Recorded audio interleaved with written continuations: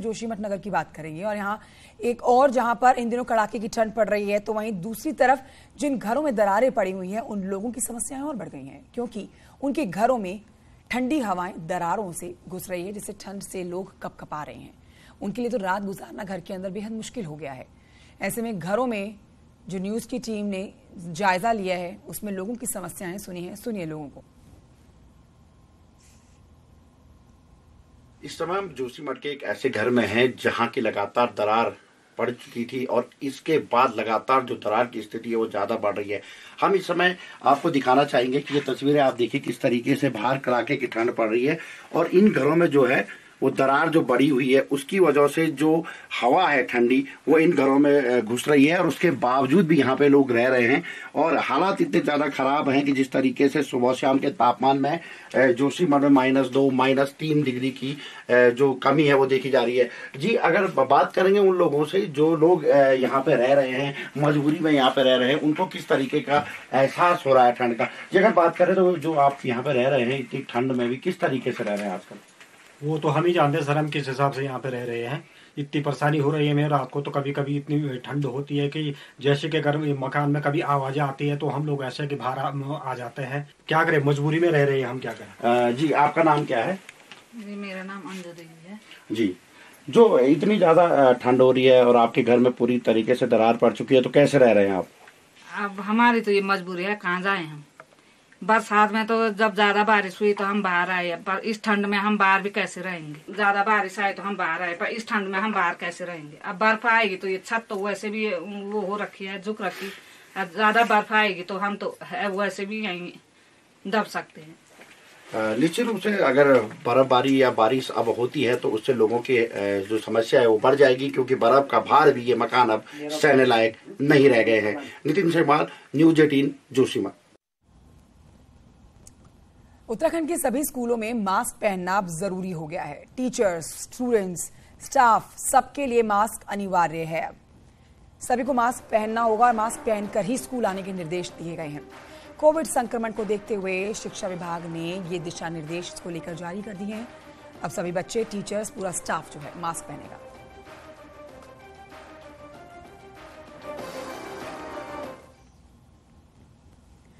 खबर देहरादून से, जहां पर आज राज्य स्तरीय खेल महाकुंभ का आगाज हो चुका है। मुख्यमंत्री पुष्कर सिंह धामी ने खेल महाकुंभ का उद्घाटन किया। महाराणा प्रताप स्पोर्ट्स कॉलेज में कार्यक्रम हो रहा है। कड़ाके की ठंड के बीच में खिलाड़ियों का उत्साह बढ़ाने के लिए यहां पहुंचे मुख्यमंत्री पुष्कर सिंह धामी। युवाओं ने भी अपना दमखम दिखाया। युवाओं ने यहाँ पर कई करतब दिखाए हैं, कई प्रतियोगिताओं में भागीदारी दिखाई। और ये जो फिलहाल आप देख रहे हैं यहाँ पर मलखम में भी कई करतब दिखाते हुए युवा देखे गए। कई खेल हो रहे हैं जिसमें उत्तराखंड के प्रदेश के कई बच्चे भागीदारी दिखा रहे हैं। सीएम धामी खेल महाकुंभ में हिस्सा ले रहे युवाओं का हौसला बढ़ाते हुए नजर आए। उनको शुभकामनाएं उन्होंने दी हैं। साथ ही महाराणा प्रताप स्पोर्ट्स कॉलेज खेल विश्वविद्यालय बनाने की भी उनकी तरफ से बात कही गई है। इसके साथ ही खिलाड़ियों को भोजन के लिए दी जाने वाली धनराशि में अब 100 रुपए बढ़ाए गए हैं। राज्य स्तरीय खेल महाकुंभ में करीब 8,000 खिलाड़ी हिस्सा ले रहे हैं।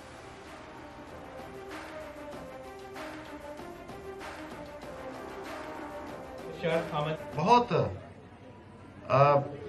आश्वस्त होकर फक्र के साथ कह सकता हूं कि अब हमारे प्रदेश की और खासकर से पहाड़ की जवानी अब बेकार नहीं जाएगी और आप सब लोग निरंतर हमारे इस गौरव को बढ़ाने का काम करेंगे। खेल महाकुंभ में हमारे प्रदेश की जो बेटियां हैं वह भी बढ़ चढ़कर भाग ले रही हैं। इसके लिए मैं बेटों को तो बधाई देता ही हूं, बेटियों को विशेषकर से बहुत बधाई देता हूं। भाइयों बहनों, यह आप सभी युवाओं की प्रतिभा का कमाल है कि आज पूरे विश्व के मानचित्र पर भारत का मान, सम्मान और पहचान हर क्षेत्र में बढ़ रही है। जिस प्रकार से प्रतिभागियों का आंकड़ा साल दर साल बेहतरीन तरीके से आगे बढ़ रहा है और उसमें खासकर बालिकाएं भी अधिक से अधिक प्रतिभागी बनी हुई हैं, वह भी स्वागत योग्य है। मैं मानती हूं कि आने वाला समय या 2023 है या 2024 है, खेल महाकुंभ अपना पूर्ण स्वरूप लेगा और आने वाले समय में मैं समझती हूं कि नेशनल गेम के तर्ज पर ही हम लोग इस खेल महाकुंभ को जो है आहूत करने का काम करेंगे। तो पहाड़ के लोगों की समस्याओं का समाधान जल्दी हो, इसके लिए सीएम धामी ने एक आदेश जारी किया है। इसके मुताबिक जनवरी से ब्लॉक लेवल पर चौपाल लगाई जाएंगी। सीएम धामी ने इसको लेकर लेटर भेजा है। लिहाजा अब हर महीने एक ब्लॉक में अफसर चौपाल लगाएंगे। गांव में मंत्री अफसर रात्रि प्रवास करेंगे ताकि लोगों की दिक्कतें उनको समझ आ सके और अधिकारी उनका जल्द से जल्द समाधान दे सके। जनता के बीच में हम सब लोग जाएंगे।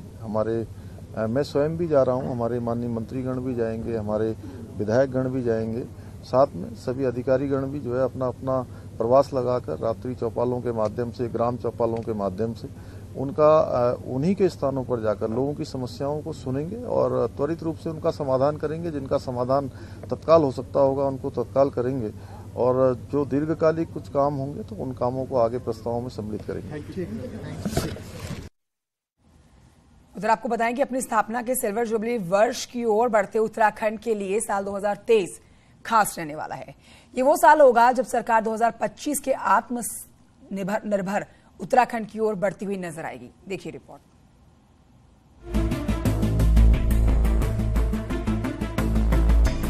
प्रधानमंत्री नरेंद्र मोदी का कहना है कि मौजूदा दशक उत्तराखंड का होगा।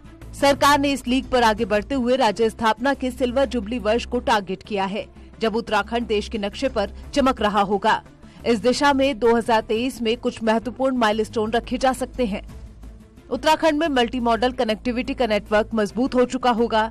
वहीं रोड, रेल, हवाई, रोपवे, संचार नेटवर्क पर तेजी के साथ काम होता नजर आएगा।